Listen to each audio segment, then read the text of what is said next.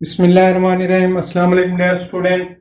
आज का हमारा lecture 10th chemistry chapter number 11 से रिलेटेड है। अपने इस लेक्चर में हम स्टडी करेंगे यूजेस ऑफ ऑर्गेनिक कंपाउंड। इससे पहले हमने स्टडी किया हुआ है ऑर्गेनिक कंपाउंड के सोर्सेज को। अब हम स्टडी करने लगे हैं कि इनके यूजेस क्या हैं। यूजेस को स्टडी करेंगे, उसके बाद हम जाएंगे कि अल्केन क्या है, अल्काइल रेडिकल कैसे बनते हैं, उसके बाद जो होमोलोगस सीरीज है, हमने ऑर्गेनिक कंपाउंड को होमोलोगस सीरीज में कैसे डिवाइड किया। आइए हम चलते हैं आज के टॉपिक की तरफ। Uses of organic compound. Organic compound के क्या इस्तेमाल आते हैं। ऑर्गेनिक कंपाउंड या ऑर्गेनिक केमिस्ट्री की जो इम्पोर्टेंस है ये किसी से ढकी छुपी नहीं है। हमारे जिस्म में जितना भी कंपाउंड्स हैं, protein, fats, vitamin, else, carbohydrate, glucose, sucrose वगैरह, ये सारी चीजें क्या हैं, ये ऑर्गेनिक कंपाउंड है। जब ये कंपाउंड ही ऑर्गेनिक हमारे जिस्म में मौजूद है या किसी भी लिविंग थिंग के जो बॉडी है उसमें जितने भी कंपाउंड है मोस्टली क्या ऑर्गेनिक कंपाउंड है, वो रिएक्ट करते हैं, तो उनका रिएक्शन भी क्या होना है, ऑर्गेनिक टाइप रिएक्शन होना है। इसके लिए हमें किसकी जरूरत पड़ती है, ऑर्गेनिक केमिस्ट्री को स्टडी करने की जरूरत पड़ती है। यूजेस ऑफ ऑर्गेनिक कंपाउंड, जैसे हमारे जिस्म में ही ऑर्गेनिक कंपाउंड मौजूद है तो उनकी इस्तेमालात हमारे लिए बहुत ही इंपॉर्टेंट हैं। आइए हम देखते हैं इनके इस्तेमालात कौन से हैं, यूजेस कौन से ऑर्गेनिक कंपाउंड के लिए। सबसे पहले ऑर्गेनिक कंपाउंड के जो यूजेस में से आता है वो है खुराक के तौर पर। जो ऑर्गेनिक कंपाउंड है हम उनको इस्तेमाल करते हैं।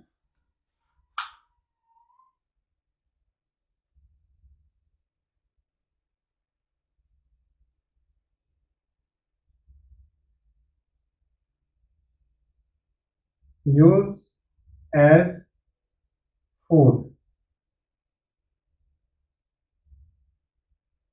अब देखें फूड में हम क्या क्या चीजें ले रहे हैं।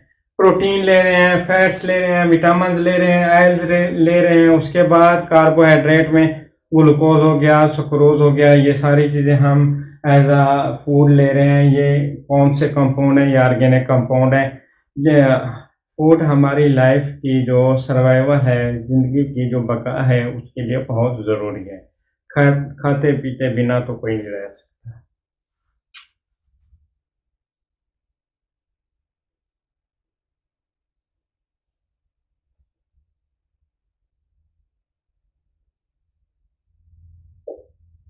दूसरा इनका इस्तेमाल है यूज एज क्लोथिंग।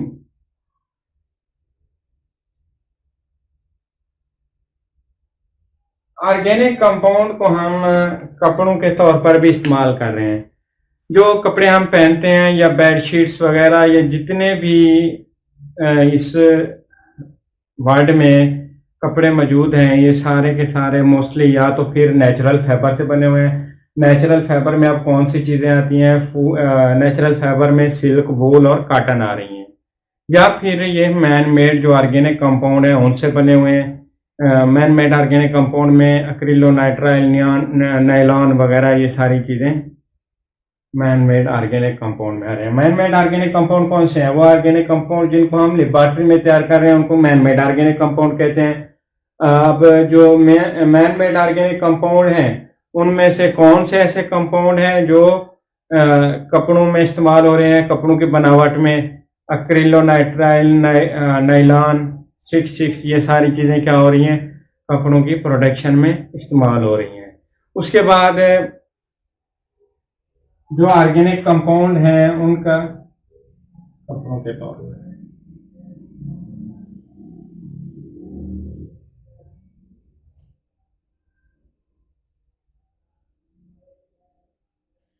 तीसरी चीज है यूज एज मेडिसिन।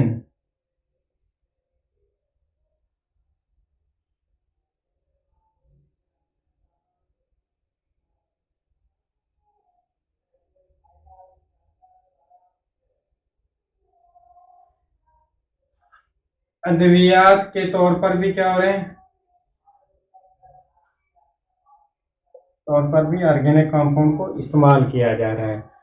अब जो नेचुरल ऑर्गेनिक कंपाउंड हैं उनमें बहुत सारे ऐसे हैं जो प्लांट से सिंथेसाइज होते हैं।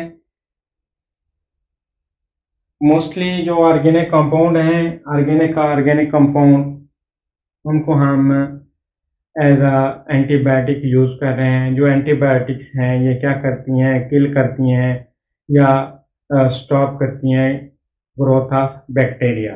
जो बैक्टीरिया हमारे जिस्म में इन्फेक्शन का सबब बन रहे हैं उनको भी हम क्या कर रहे हैं, ऑर्गेनिक कंपाउंड के थ्रू किल कर रहे हैं। एक और है use as raw material. Organic compound का एक और यूज एज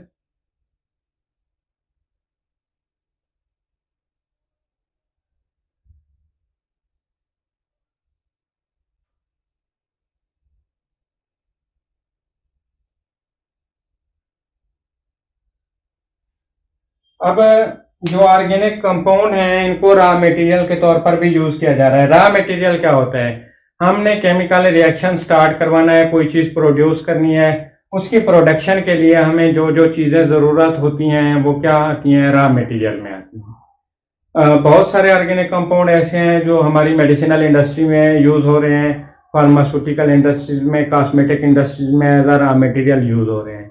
जो ऑर्गेनिक कंपाउंड हैं इनकी जो इम्पोर्टेंस है या इनके जो यूजेस हैं, ये हमारी लाइफ के सर्वाइवल के लिए वर्टिब्रल कॉलम जो रीढ़ की हड्डी है उसकी तरह की अहमियत रखते हैं। ऑर्गेनिक कंपाउंड के बिना लाइफ की स्टेबिलिटी इम्पॉसिबल है।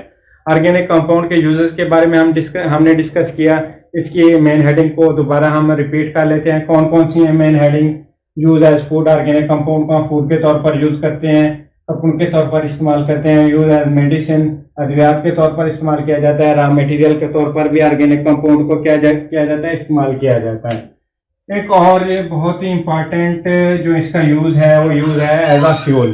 ऑर्गेनिक कंपाउंड का यूज है फ्यूल।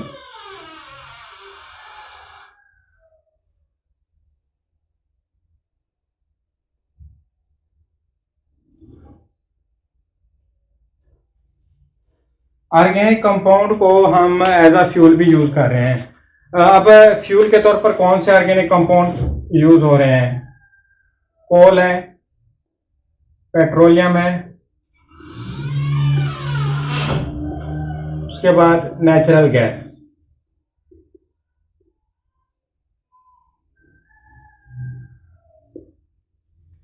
जितने भी ऑर्गेनिक कंपाउंड हैं उनमें कोल, पेट्रोलियम और नेचुरल गैस को हम एज अ फ्यूल यूज कर रहे हैं। पेट्रोलियम गाड़ियों में यूज हो रहा है। कोल की बहुत बड़ी यूजेज हैं, इसको हम घरों में भी इस्तेमाल कर रहे हैं, भट्टी में भी इस्तेमाल कर रहे हैं। उसके बाद इंडस्ट्रीज में भी यूज कर रहे हैं कोल को। ये डिपेंड करता है कि कोल की हम कौन सी टाइप यूज कर रहे हैं। अगर कोल की जो टाइप जिसमें 60% कार्बन पाई जाती है वो भट्टी में इस्तेमाल की जाती है।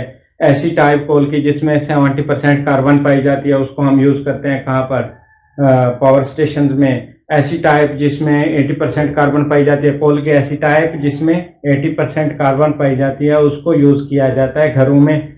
उसके बाद कोल की ऐसी टाइप जिसमें 90% कार्बन पाई जाती है उसको हम यूज करते हैं इंडस्ट्रीज में। उसके बाद नेचुरल गैस को हम सीएनजी के तौर पर भी इस्तेमाल कर रहे हैं। सीएनजी क्या है? Compressed natural gas. Natural gas को हम सीएनजी के तौर पर यूज कर रहे हैं, उसके बाद अपने घरों में भी एज अ फ्यूल यूज कर रहे हैं। आज के लिए इतना काफी है। कल इंशाल्लाह हम नेक्स्ट टॉपिक डिस्कस करेंगे, अल्केन और अल्काइल रेडिकल कैसे बनते हैं। उसके बाद होमोलोगस सीरीज डिस्कस करेंगे। यूजेस हैं, यूजेस के लिए इतना काफी है। अल्लाह हाफिज।